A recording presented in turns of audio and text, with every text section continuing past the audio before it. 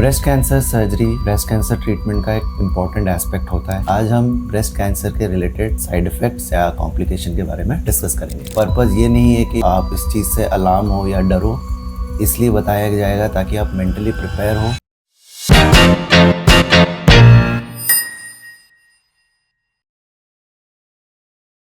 Hi, I am doctor Vikas Nayak, as surgical oncologist. आज हम breast cancer के रिलेटेड साइड इफेक्ट्स या कॉम्प्लिकेशन के बारे में डिस्कस करेंगे। तो फर्स्ट अगर हम आते हैं ब्रेस्ट कैंसर सर्जरी का जो मोस्ट कॉमनली या जो अर्लीस्ट पहले आता है वो होता है हेमाटोमा। हेमाटोमा मतलब जो आपकी जगह पे सर्जरी होती है, इधर आपका कंप्लीट ब्रेस्ट रिमूवल हुआ है या पार्ट रिमूवल हुआ है। सर्जिकल साइट पे ब्लीडिंग हो सकती है जिसकी वजह से वहाँ पे ब्लड जमा हो सकता है। ये इवन दो सुनने में डरावना होता है या देखने में कभी कभी पेशेंट पैनिक करते हैं, बट ये परफेक्टिवली मैनेजेबल चीज़ होती है।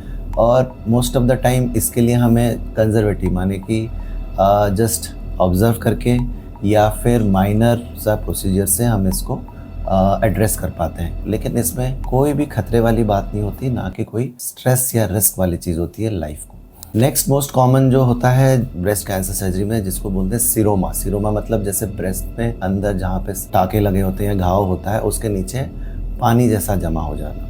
ये बहुत ही कॉमन है। जैसे हम देखते हैं ये चीज़ को अप टू 80% पेशेंट जो इस सर्जरी करते हैं उनमें ये पाए जा सकते हैं। इसके बहुत सारे कारण हैं, तो कारण पे अगर हम ना जाके हम ये सोचें कि क्या कर सकते हैं इसके लिए, तो पहली चीज़ ये है कि इवन दो आपको लगेगा कि ये कोई मेरे साथ कुछ बड़ी कॉम्प्लिकेशन हो गई, रिस्क हो गई है, तो इसमें बिल्कुल घबराना नहीं है, क्योंकि सीरोमा जो होती है जस्ट एक फ्लूइड कलेक्शन होता है, ना कि कोई इन्फेक्टेड चीज़ है या फिर कोई डरने वाली चीज़ है। इसको मैनेज करने के लिए हम जनरली क्या होता है, सर्जरी के बाद ड्रेन पाइप्स रखते हैं जिस ये फ्लूइड निकलता है। कभी कभी ड्रेन पाइप निकलने के बाद भी ये जो फ्लूइड कलेक्शन होता है जमा हो सकता है, तो हम इसको ओपीडी बेसिस पे, मतलब इसके लिए कोई ना एडमिशन की ज़रूरत पड़ती है ना कुछ ज़्यादा बड़ा प्रोसीजर करना पड़ता है। कभी कभी हम एस्पिरेट मतलब सुई डाल के ओपीडी में ही एस्पिरेट कर लेते हैं, तो ये मैनेजेबल होता है। बहुत रेयर होता है कि कभी कभी हमें ड्रेन डालना पड़ता है। बहुत ही रेयर होता है कि इसके लिए हमें सर्जरी करनी पड़ती है।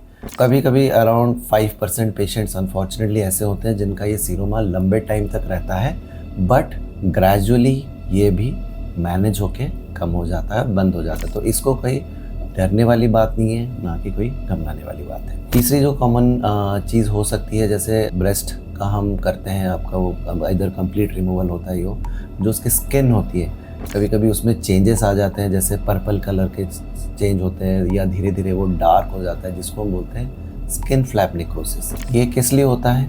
क्योंकि कभी जो हमारा स्किन फ्लैप होता है सर्जरी के बाद कभी थोड़ा पतला हो जाता है, या फिर उसकी थोड़ी ब्लड सप्लाई, क्योंकि मोस्ट ऑफ द टाइम ये जो पेशेंट होते हैं कीमोथेरेपी लेने के बाद आती है, थोड़ी सी इनकी जो हीलिंग कैपेसिटी होती है थोड़ी सी कॉम्प्रोमाइज्ड होती है। एंड वन ऑफ द और कॉमन कॉज होता है कि किसी किसी पेशेंट को डायबिटीज़ होते हैं, उसमें भी कुछ चेंजेस ऐसे होते हैं जिसकी वजह से जो स्किन होता है, जहाँ जिससे हमने बंद किया होता है, उसकी वैस्कुलरिटी अच्छी नहीं होती, तो ये काला पड़ सकता है। अगेन ये भी बड़ी इजीली ओपीडी बेसिस में मैनेज हो जाता है एंटीबायोटिक्स या कुछ एंटी इन्फ्लेमेटरी से। बहुत रेयर होता है कि कभी कभी हमें उस स्किन का पार्ट निकाल के दोबारा से स्टिचिंग करनी पड़ती है। अगेन ये ओपीडी बेसिस पे हो जाता है। कभी कभी हमें माइनर ओटी में लेके भी इसको हम एड्रेस कर पाते हैं। अगर आपके ब्रेस्ट सर्जरी में फ्लैप लगा है कहीं दूसरी जगह से, जैसे कभी कभी हम बोलते हैं ब्रेस्ट कंजर्वेशन करते हैं और रिकंस्ट्रक्शन करते हैं, दूसरी जगह से अगर फ्लैप लाते हैं, तो उस फ्लैप की भी कभी कभी वैस्कुलरिटी या कुछ दिक्कत आ सकती है, बहुत 5% या 10% केसेस में। उन केसेस में भी हम सेम वही अप्रोच रखते हैं कि इनिशियली जो होता है दवाई एंटीबायोटिक्स और वो देके ऑब्जर्व करते हैं। अगर बहुत ही रेयर सिनेरियो होता है कि 1-2% में वो फ्लैप पूरा ही ख़राब हो गया, तो हमें रीसर्जरी करके उसको निकालना पड़ता है। इवन दो ये बड़ी चीज़ लगे कि दोबारा सर्जरी करनी पड़ती है, बट इसमें मेरे बोलने का इंटेंशन कोई डराने वाली नहीं है, बट ये है कि आप इसके लिए मेंटली प्रिपेयर रहें, क्योंकि कोई भी चीज़ के लिए मेंटली प्रिपेयर रहते हैं तो आपको वो चीज़ बड़ी लगती नहीं है। एंड सेकेंड थिंग, ये कोई लाइफ थ्रेटनिंग वाली चीज़ होती नहीं है। तीसरी चीज़ होती है जो बहुत टाइम पे वो माइनर लगती है, लेकिन पेशेंट के लिए काफ़ी ट्रबलिंग होती है, कि जब ब्रेस्ट की सर्जरी होती है, कि सर्जरी का पार्ट ऐसे होता है कि कुछ नस होती है, जो नर्व होती है वो डैमेज हो जाती है सर्जरी, क्योंकि निकालनी पड़ती है हमें। उसकी वजह से जो ब्रेस्ट का स्किन हो या जो हमारे आर्म्स होते हैं, जो आर्म्स के अंदर की तरफ, उन पे सुनपन आ सकता है, कभी कभी भारीपन लग सकता है, उसकी वजह से उनको लगेगा कि उसमें सूजन आ रही है या फिर कुछ अजीब सा सेंसेशन, कोई कोई को बोलते हैं कि हमें कोई चींटी काट रहा है, तो ये एबनॉर्मल सेंसेशन आ सकते हैं। वेरिएबली बहुत कॉमन होता है, कोई घबराने वाली बात नहीं है, बस थोड़ा डिस्ट्रेसिंग होता है उनको, एक अजीब सा सेंसेशन, क्योंकि कुछ कपड़ा लगा कुछ लगा, उनको सेंसेशन नहीं आता उस जगह पे। अगेन ये वाली चीज़ कुछ केसेस में ये ओवर द टाइम थोड़ा इम्प्रूव करके रहती है। बहुत ही रेयर सिनेरियो होता है कि कुछ पेशेंट्स में ये परमानेंट होती है, इवन दो इससे इनको आगे जाके कोई लॉन्ग टर्म या उसमें कोई प्रॉब्लम वाली चीज़ नहीं होती, बस एक इसको एक डिस्ट्रेसिंग सा होता है कि मेरे में एक सेंसेशन नहीं आ रहा, अदरवाइज इसमें कोई घबराने वाली चीज़ नहीं है। जो मोस्ट कॉमन लॉन्ग टर्म माने जिसको 1 साल 2 साल बाद एक चीज़ जो बहुत कॉमनली होता है वो होता है लिम्फेडिमा। लिम्फेडिमा बोले तो जिस साइड की सर्जरी होती है, इधर उस आर्म का, जैसे पूरा हाथ का ऊपर से लेकर नीचे तक सूजन आ सकती है। सूजन किस वजह से आती है? अगर आपका ब्रेस्ट सर्जरी होता है तो आप ये जानते होंगे कि ब्रेस्ट के साथ हम एक्जिला की भी सर्जरी करते हैं, जहाँ पे लिम्फ नोड्स होते हैं।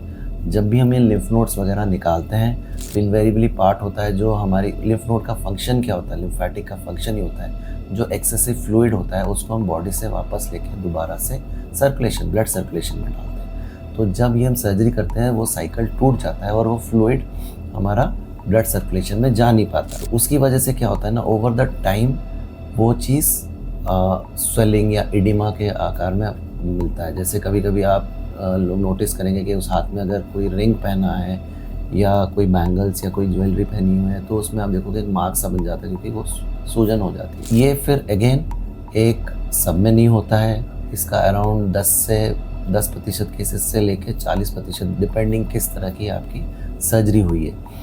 आजकल ऐसा हो गया कि जो सर्जिकल काफ़ी रिफाइंड हो रहे हैं और इम्प्रूवमेंट आ रही है, सेंटिनल लिम्फ नोड की सर्जरी होती है, जिससे इसके इंसिडेंट हम और कम कर पाते हैं।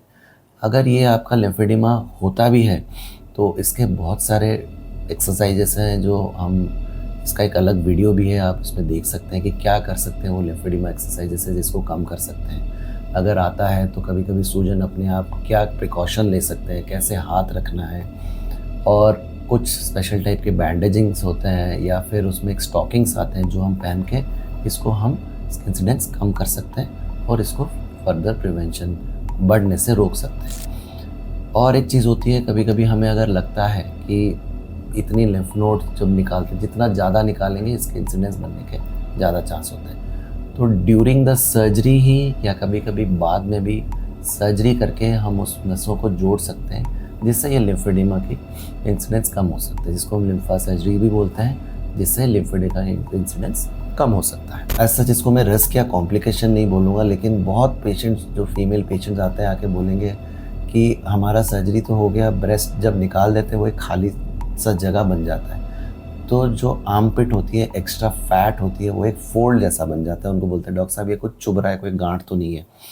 एक्चुअली वो कोई गांठ नहीं होता, वो एक एक्स्ट्रा चर्बी या फिर फैट का एक पैड रहता है जो इनको एक अलग से फील होता है। ब्रेस्ट की वजह से क्या होता है ना, एक ओवरऑल फिलिंग आती है तो उनको रियलाइज़ नहीं होता। जब ब्रेस्ट पूरी रिमूव हो जाती है वो एक पैड की तरह लगता है और वो उनको एक आर्म्स में चुभता है। तो ये कोई रिस्क या कॉम्प्लिकेशन नहीं है, ये एक डिस्ट्रेसिंग सा है कि ये क्या हो गया, ये गांठ सा जैसे क्यों फील हो रहा है। ये बहुत कॉमन वाली चीज़ जो होते हैं इसमें कोई घबराने वाली बात भी नहीं है। देन आता है फैट नेक्रोसिस, जो कि कॉमनली जब हम ब्रेस्ट कंजर्व करते हैं, जैसे पूरा ब्रेस्ट नहीं निकालते, एक पार्ट निकालते हैं, बाकी का जो ब्रेस्ट फैट रहता है, कभी कभी हम उसी फैट से लेके वो डिफेक्ट जो गड्ढा निकलता है उसको भरते हैं। उसकी वजह से फैट नेक्रोसिस मतलब जो अंदर की चर्बी होती है उसमें थोड़ा सा जो सप्लाई, ब्लड सप्लाई होती है वो कम होती है, जिसकी वजह से वो नेक्रोस मतलब थोड़ा डेड हो जाता है। एज सच उसमें आपको कोई जो मोस्ट कॉमनली फील होता है, इधर पेन हो सकता है, और सबसे डिस्ट्रेसिंग होता है कि जो स्टिच साइट होता है वहाँ से कंटिन्यूसली पानी आता है। तो आप जैसे कपड़े पहनते हो, बार बार गीला हो जाता है सर्जरी के बाद, तो वो पानी बनता है। देन अगेन इसके लिए जो हम स्टार्टिंग में होता है कंजर्वेटिवली ट्रीट करते हैं कि दवाई देते हैं, एंटीबायोटिक देते हैं, मोस्ट ऑफ द टाइम उससे ये रेस्पॉन्ड करके हील हो जाता है। बहुत ही रेयर होता है कि अगर बहुत ही एंटीबायोटिक्स या देने में हील नहीं हो रहा है या फिर हमारे फर्दर थेरेपी में हमें लगता है कि डिले हो सकता है, तो हम इसको सर्जिकली रिमूव करके दोबारा से एक सर्जरी करके करते हैं। इवन ये एक छोटी सर्जरी होती है, ऐसे कोई लाइफ थ्रेटनिंग वाली चीज़ नहीं होती। देन अगेन जो ब्रेस्ट के तो नहीं है, एक्जिला जैसे हमने बताया था कि एक्जिला की भी सर्जरी होती है। जब होता है इससे आर्म्स जो अपना शोल्डर जॉइंट होता है, पेन की वजह से हो या फिर वो स्टिच साइट की वजह से, बहुत टाइम पे उनके वो शोल्डर जॉइंट स्टिफ हो जाता है इमीडिएटली, मतलब सर्जरी के बाद। एज सच कोई सर्जरी की वजह से नहीं होता, वो पेन की वजह से पेशेंट जो है वो डरते हैं। और दूसरा कारण होता है, उनको लगता है कि अगर वो मूवमेंट करेंगे तो स्टिचेस खुल जाएंगे। तो ऐसे कोई बात नहीं होती। अगर आपका सर्जन जो भी ऑपरेट करता है वो आपको अच्छे तरीके से समझा सकता है कि आप कितना मूवमेंट कर सकते हैं, कितना एक्टिविटी आपको अलाउड है, रेस्ट्रिक्टेड है तो कितना रेस्ट्रिक्टेड है, और कितना मूवमेंट, वो आप ज़रूर उनसे ये पूछ सकते हैं। बट यूजुअली जो रहता है, सर्जरी के बाद हम सबसे जल्द से जल्द आर्म मूवमेंट के लिए एडवाइस करते हैं, आर्म फिजियोथेरेपी एडवाइस करते हैं। कैसे करना है, क्या करना है, ये भी हमारा एक वीडियो है, आप देख के जान सकते हैं डिटेल में कि आर्म फिजियोथेरेपी कैसे की जाती है, सो दैट ये जो हमारा फ्रोजन शोल्डर वाला कंपोनेंट है सर्जरी के बाद, वो चीज़ इंसिडेंस कम हो और फ्यूचर में जाके आपका कोई भी मूवमेंट में रेस्ट्रिक्शन ना आए। नेक्स्ट जो आता है, बड़ा इल डिफाइंड सी चीज़ होती है कि आप सर्जरी हो जाता है, सब कुछ होता है, बट उसके बावजूद भी आपको लगता है कि वहाँ पे एक जैसे ब्रेस्ट आपका पहले था वो सी सेंसेशन आ सकता है, जिसको हम फैंटम ब्रेस्ट भी बोलते हैं। बहुत कॉमन नहीं है बट हो सकता है, ये भी एक नॉर्मल फेनोमेनन है। कभी कभी ऐसा हो सकता है जिस सर्जिकल साइट होती है वहाँ पे आपको एबनॉर्मल पेन्स कभी लगेगा कि सुई चुभ गया या कोई जैसे चींटी काट रहा है, बड़ा एबनॉर्मल पेन सा सेंसेशन, ये भी आ सकते हैं। ये भी कॉमन चीज़ है, इसको भी घबराने वाली बात नहीं है। एसओएस बेसिस पे हम पेन किलर मेडिकेशन या कुछ नर्व एजेंट्स भी हम देते हैं मल्टीविटामिन के फॉर्म में, उससे भी ये मैनेज हो जाता है। एज सच कोई लॉन्ग टर्म वाली चीज़ या प्रॉब्लम वाली बात होती नहीं है। आखिर में अगर हम आते हैं तो जो ब्रेस्ट रिकन्स्ट्रक्शन करते हैं तो हमको मालूम है किसी किसी केस में हम इम्प्लांट डालते हैं, सिलिकॉन इम्प्लांट होता है प्लास्टिक सर्जरी के बेसिस। कुछ प्रॉब्लम्स या कॉम्प्लिकेशन वो इम्प्लांट रिलेटेड भी होते हैं, जैसे कि इम्प्लांट कभी कभी उसका पोजीशन चेंज हो जाता है, जिसको कॉन्ट्रैक्चर की वजह से होता है, या इम्प्लांट का पोजीशन की वजह से एक हार्ड सा मास जैसा बन जाता है, जो कि लगता है कि कोई कैंसर तो नहीं बन गया, डिफ़िकल्ट होता है बहुत। कभी कभी तो ऐसा होता है कि इम्प्लांट की जो प्रॉब्लम रिलेटेड रहती है उसको हमें निकाल के चेंज भी करना पड़ता है उस चीज़ को, इम्प्लांट रिलेटेड कॉम्प्लिकेशन। तीसरा होता है कि इम्प्लांट की वजह से, जैसे मैंने पहले बताया था, सीरोमा बनता है, उसकी वजह से थोड़ा लॉन्ग टर्म सीरोमा भी बन सकता है। मैनेजेबल होते हैं, दिक्कत नहीं है। लास्ट रिजॉर्ट में जो सर्जिकल हम मैनेज करते हैं उस चीज़ को कि उसको निकालना पड़ सकता है। तो अभी तक जितने भी मैंने आपको बताए, क्योंकि आप जानते हैं आप कभी भी सर्जरी ब्रेस्ट की कराएंगे, ये सरफेस सर्जरी होती है और ये डे केयर सर्जरी के हिसाब से भी माना जाता है, तो एज सच लाइफ थ्रेटनिंग नहीं है। बट एक पेशेंट के लिए ये सारे कॉम्प्लिकेशंस जो होते हैं डिस्ट्रेसिंग होते हैं, कि उनको ये समझ में नहीं आता है कि मेरे को ये पेन हो रहा है, ये जा नहीं रहा है, ये मेरा मूवमेंट नहीं हो पा रहा है, ये पानी बार बार जम जा रहा है, कोई ऐसे दिक्कत नहीं है, बट पेशेंट के लिए डिस्ट्रेसिंग वाली चीज़ होती है। तो अगर आप इन सब चीज़ों के बारे में जानते हैं, पहले से अवेयर हो, तो आपको पता है कि हाँ ये चीज़ें हो सकती हैं, आप मेंटली वेल प्रिपेयर्ड होते हैं। और मैनेजमेंट पार्ट तो हम करते ही हैं, बट अगर आप मेंटली एंड इमोशनली इस चीज़ के लिए प्रिपेयर्ड हो, तो हमने नोटिस किया है कि लॉन्ग टर्म में उनको काफ़ी साइकोलॉजिकल सपोर्ट भी मिलता है और पोस्ट सर्जरी अच्छे से कोप अप भी कर पाते हैं। तो मुझे आशा है कि इस वीडियो से आपको जो भी breast cancer surgery related risk complication जो भी है, आपको अच्छी इन्फॉर्मेशन मिली होगी। इसके अलावा भी अगर आपके मन में कोई और क्वेश्चन हो, डाउट हो, या फिर आपने कोई और चीज़ फेस किया हो, आप हमें ये चीज़ कमेंट सेक्शन में बोल सकते हैं। कोशिश करेंगे हम आपको उसका रिप्लाई दे सकें। नमस्कार।